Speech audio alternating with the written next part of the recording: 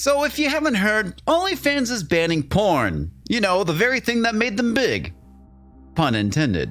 Now, this isn't exactly new news. I mean, this is something that's been telegraphed over the summer, and it wasn't until last week where it really became official. What's interesting is what Tim Stokely is blaming it on. Oh, it's gonna be interesting, folks.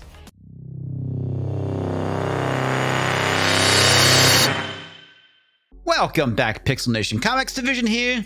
How the hell are you? Well, folks, you can officially remove OnlyFans as one of your sources of spank bank material. Because starting in September or October, honestly, I don't remember which month it is, and I quite frankly don't care because I'm not exactly a user of the site, well, you can't get your porn anymore. Instead, only tasteful nudes. According to OnlyFans founder Tim Stokely, he's blaming the banks for the forced removal of the porn. Now, do I believe him? Well, a little bit actually, considering he brings up JP Chase. And now I'm getting ahead of myself because I haven't even started the article yet. The founder of OnlyFans blames big banks like JP Chase for forcing him to ban sexually explicit content and says the company will absolutely bring back porn if Wall Street becomes more accepting. You see, JP Chase, there you go. Now, one of the big misconceptions is that this is being done because, well, banks are thought to be conservative, which they are not, by the way. Back in the 90s, maybe, but they have jumped on the same diversity inclusion bandwagon as any other big corporation. Not only that, but they're also one of the facilitators of the ESG score, which stands for Environmental, Social, and Governance. Now, the fleshy meat sack who thinks runs this channel did a video over at Unsafe Space talking about ESG scores. So I highly recommend you going and checking it out because it goes into a lot more detail than I'm going to here. In a nutshell, the ESG score is nothing more than a club to beat people in other companies into submission when it comes to the environment as well as diversity inclusion. And that is what is happening here with OnlyFans. Now, this is how things kind of work. If you own a company and you would like to have some venture capital infused into your business, you have to go and follow these ESG score policies.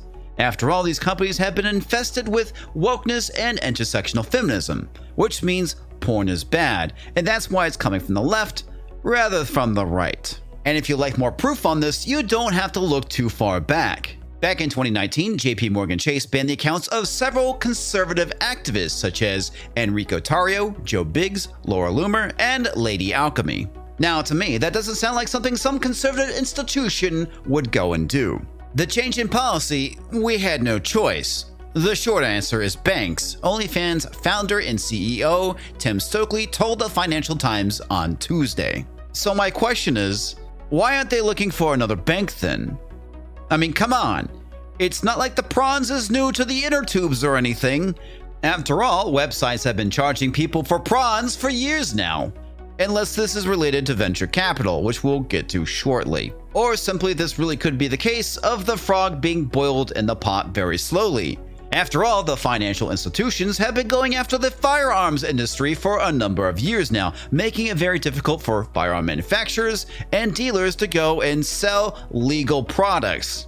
But that's a rant for a completely different video.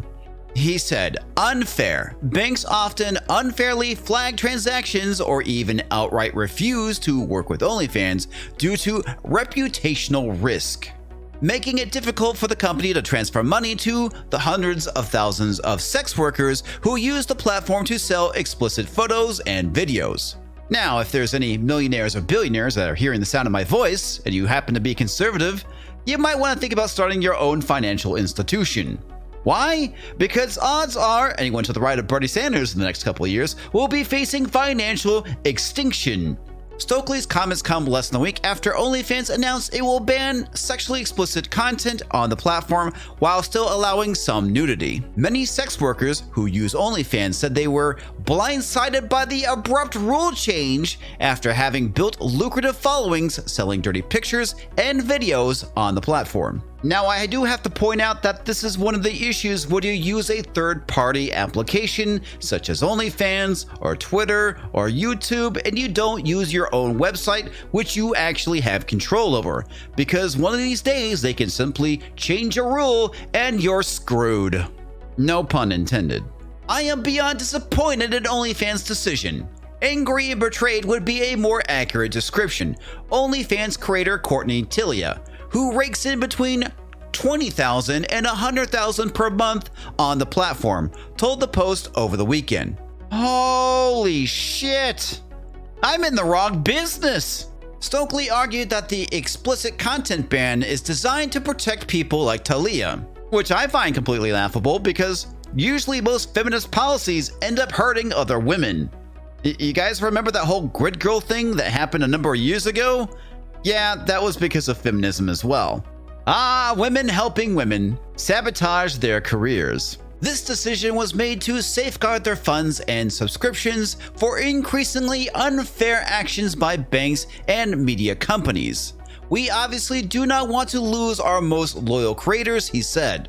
Stokely said that OnlyFans pays out over $300 million each month to more than 1 million creators. Jesus Christ.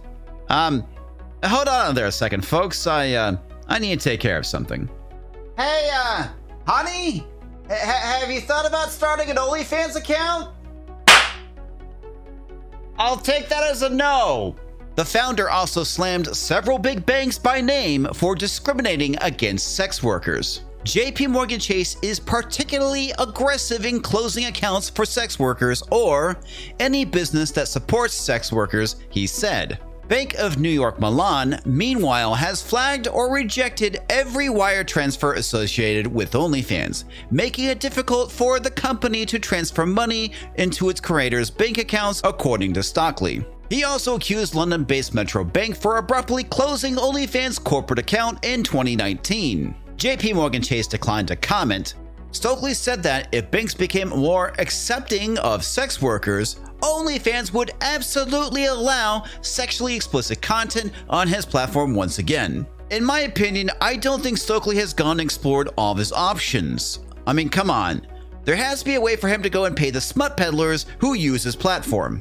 And no, I'm not going to call them sex workers. They're smut peddlers. Whether you like it or not, that's what these people are. Not that I have an issue with it. But Comics Division, you're being judgmental. You're right, blue-haired land whale.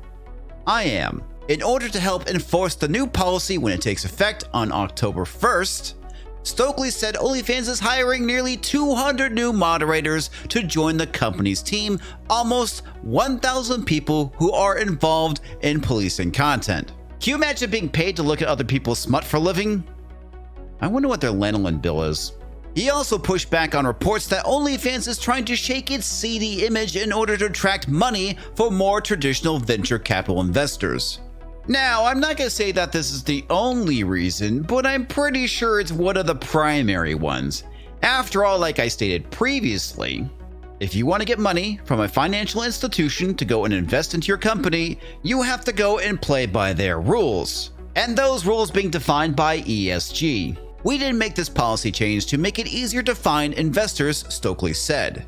Contrary to a recent Axios report that claimed that OnlyFans was looking to raise money to partially cash out majority owner and porn tycoon Leah Radinsky and lending the company more legitimacy. I am absolutely 100% positively not sure that that probably factored into the decision making of removing porn from OnlyFans.